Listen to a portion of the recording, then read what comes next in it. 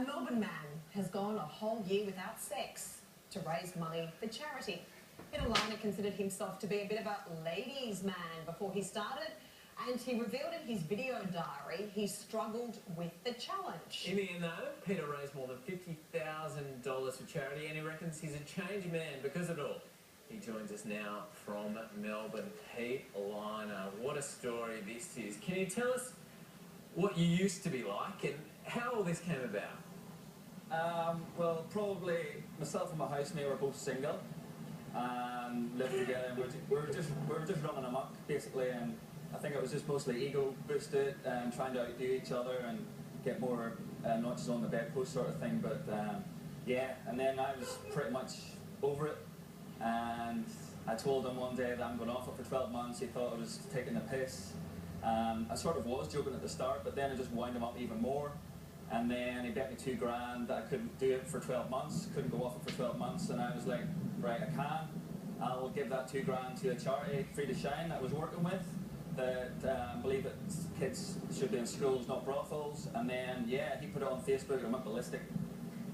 Did you sort of come to a realisation that having sort of one-night stands and meaningless sex wasn't fulfilling you? Is that the motivation behind it? Yeah, I was over it. It just wasn't sitting well with me. I was just like, yeah, needed time to grow up sort of thing.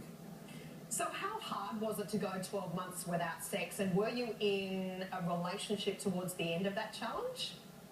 Yeah, it was pretty tough at the start. I was actually in a relationship at the start, the first couple of months, which was pretty crazy looking back, because it was just absolute frustration mode, and yeah, I had to knock that in the head pretty quick.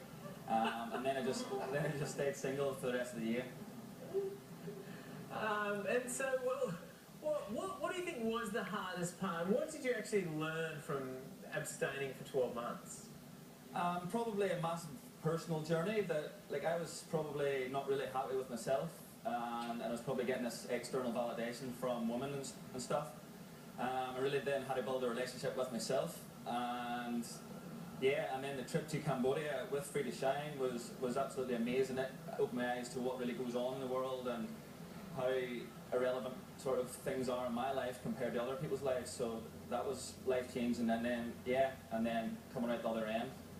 But just in regards to that, how it changed your life, you're adamant that going 12 months without sex has turned you around as a person, and also being involved in this wonderful charity. Yeah, it's been amazing. Personal development-wise wasn't expected. I didn't expect to go through the change that I did, but it's been brilliant. And then the bonus for making all the money for the charity and going over and seeing how it's been spent over there was absolutely fantastic.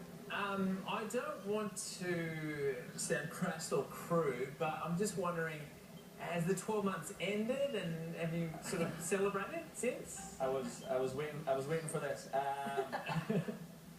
Yeah, I don't usually kiss and tell, but under these circumstances, I think I'm obligated to sort of say yes, it has been, but in a very, I couldn't have asked for it in a better way to be.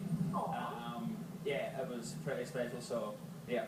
Got a special lady in your life now? Well, he did for that day, yeah. Yeah, it's hard to explain. We'll leave it there, mate. Thank you so much, and congratulations, $50,000 raised for charity. It's an extraordinary effort, and thanks, guys. Get back on the wagon. Good on you. Thanks, man. There you go. I mean, if I knew in my early 20s Here we go. that I could raise money by not having sex, I probably could have cured cancer. Now, you have stolen that joke from one of our producers. Yes, that's right. Probably 90% of the jokes I steal are from our producers. And talking about jokes, I love this story.